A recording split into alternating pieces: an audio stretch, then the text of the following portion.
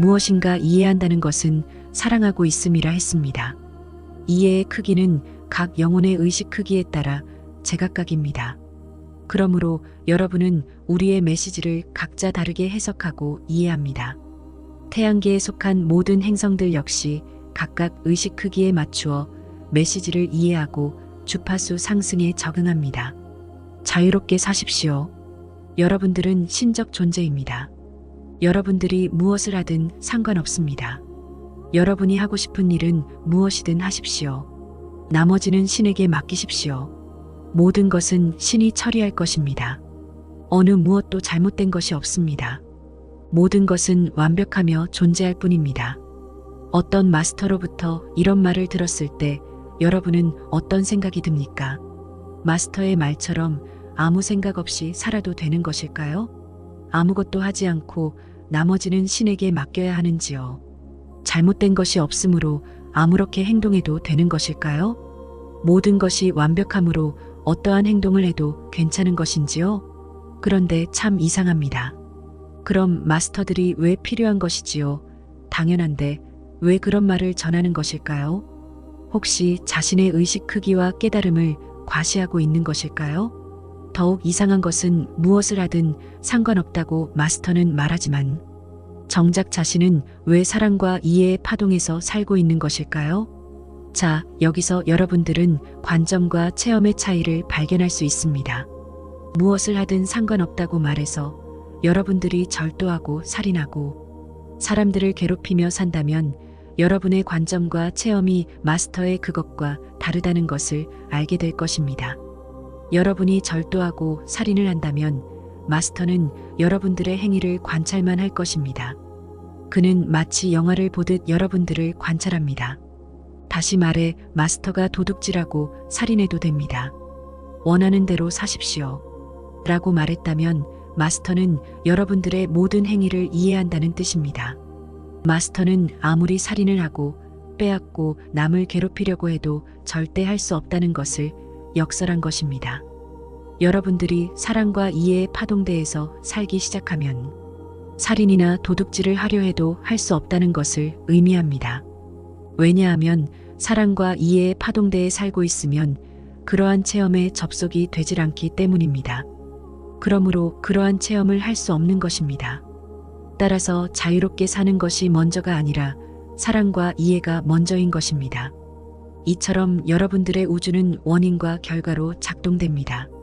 원인과 결과는 확장과 수축을 반복하며 나아갑니다. 사랑과 이해 속에 살게 되면 두려움 쪽의 환경에 살려 해도 살 수 없게 되는 것입니다. 그러므로 여러분들이 무엇인가를 해야 결과가 있는 것입니다.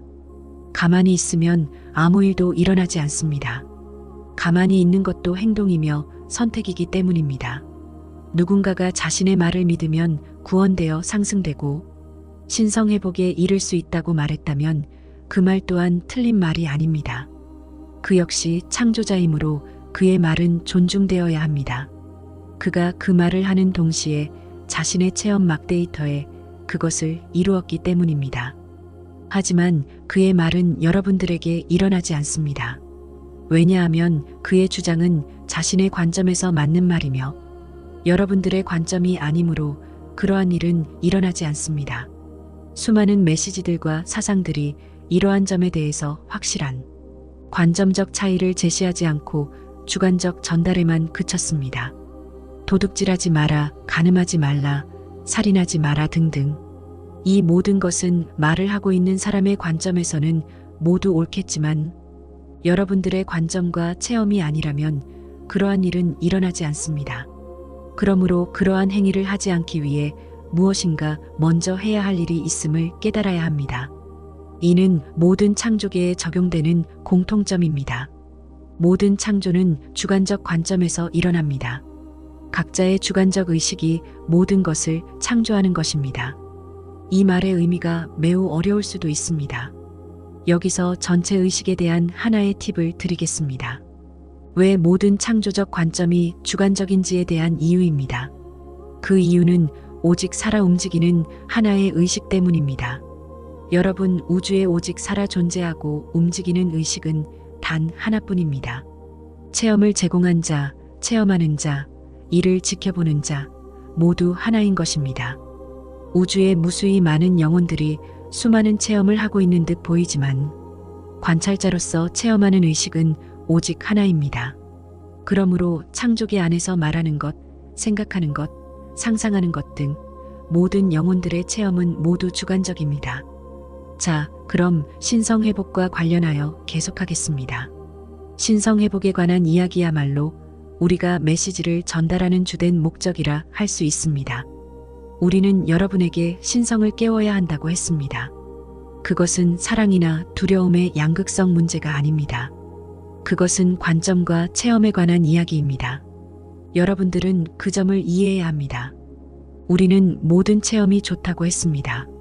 지금 우리는 스스로 파동을 낮추어 체험 중인 여러분들이 신적 인간으로 진화되는 것을 보고 싶은 것입니다. 신적 자아를 집단적으로 깨우는 일은 좀처럼 보기 힘든 일입니다. 우리는 과연 이러한 일이 일어났을 때 어떠한 창조적 일들이 전개될지 매우 흥미롭습니다. 우리의 관점에서는 모든 것이 완벽합니다. 모든 일은 한치의 오차도 없이 잘 진행되고 있습니다. 하지만 여러분 각자의 주관적 관점과 체험은 어떠합니까? 그동안 잘 준비되었습니까?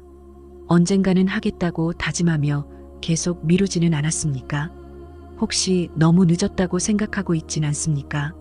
이 메시지는 수많은 개인들의 의식 크기에 맞추어 각각 전달되고 있습니다. 여러분은 항상 자신의 주관적 입장에서 메시지를 이해할 수밖에 없습니다.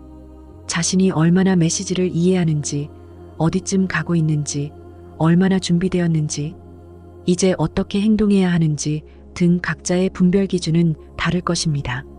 모든 현실은 여러분이 선택하는 것입니다. 여러분 스스로 주파수를 조절하고 파동대를 결정합니다. 그러므로 모든 현실은 여러분이 이해하고 선택하여 바꿀 수 있습니다. 이제 우리는 이야기를 마치려 합니다.